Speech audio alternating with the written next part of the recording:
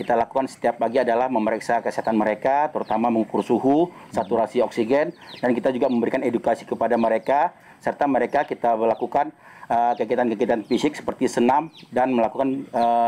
jemur di bawah sinar matahari pagi, dan memantau apa keluhan-keluhan mereka selama di sini dan memberikan vitamin-vitamin serta asupan-asupan makanan-makanan yang bergizi agar mereka tetap fit dan imunnya menjadi lebih kuat.